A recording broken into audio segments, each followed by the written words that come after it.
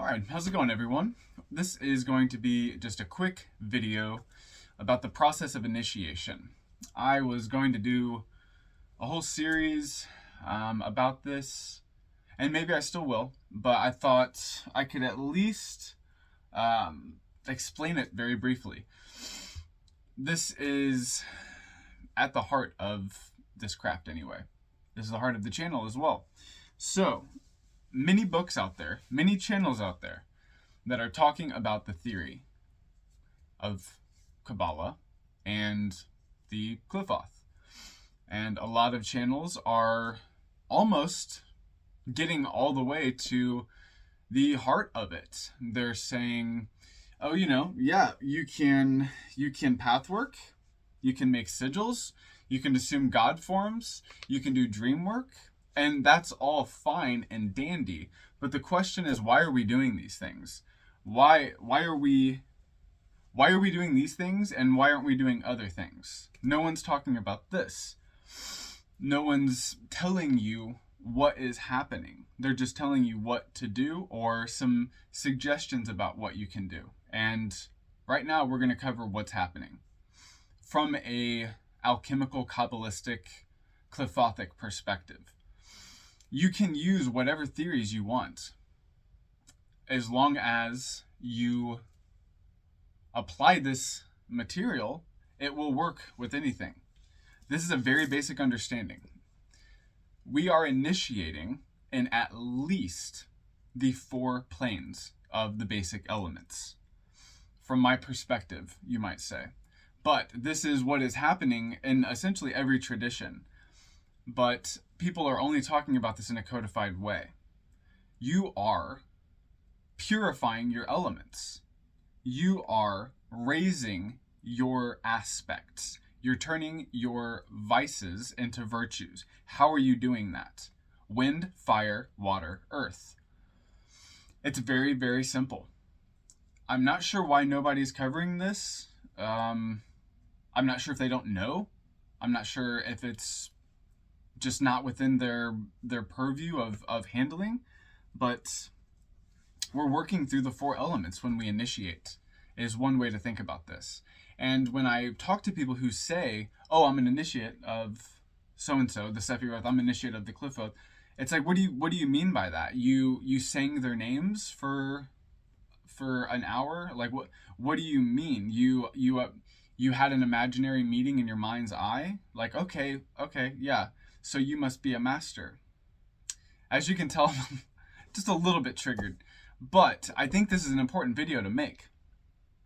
There's so much theory. There's so much suggestion. But this is, I believe, what people need to know in order to take that theory and suggestion and actually make it practical, actually make it pragmatic. You are going to make a connection. You can use whatever order you want, whatever order you feel comfortable with. You're going to make a connection with the force you're initiating into at the level of wind or air. That is the mental, psychic, intellectual level.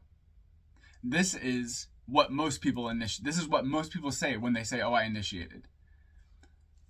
Other people will say, okay, yeah, I did pathworking.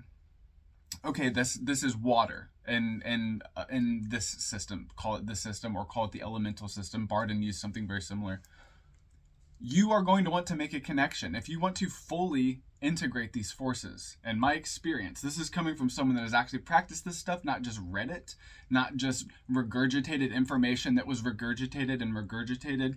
The loudest person gets repeated in this craft. You're going to want to make a connection at each one of these levels: wind, fire, water, and earth. How do we do this? It's very, very, very fucking simple. 1, you make an intellectual connection. You understand the psychology, you understand the philosophy, you understand the way that this force is going to interact with you. 2nd, you make a connection in fire. This is etherically. You're going to actually either give your etheric force to this force and you're going to be the projective force and it's going to be the receptive force, or you're going to become the receptive force and it is going to become the projective force, and you are going to integrate these energies. How do we do this? If you don't know how to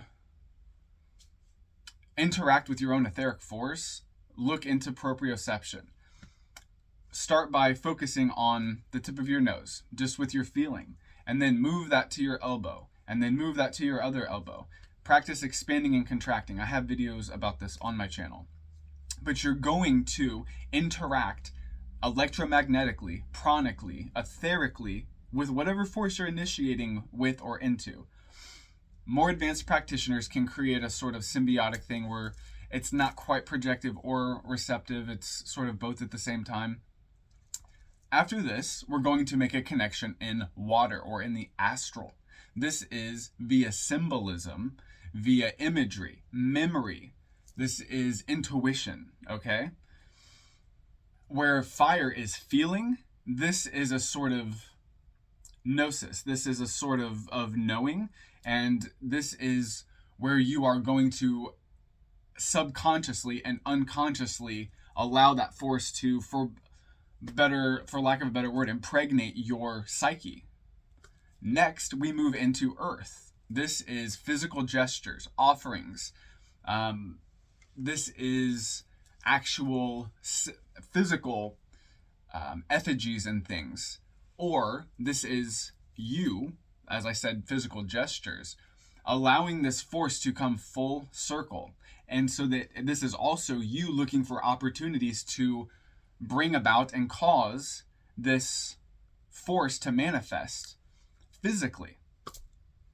It's that simple. Now, some of you are not going to want to do the gesture. Some of you are not going to want to play pretend in your mind's eye. Some of you are not going to want to move your awareness around your body. That's fine. But this is one of the easiest and most simple ways to go about the process of initiation with any force, not just Qliphothic or Sephirotic forces. This is what we are trying to do. This is what we're trying to enact when we are initiating into something. In It I Ate, you want to connect at every single level you can. Anyway, that's all. Have a good one.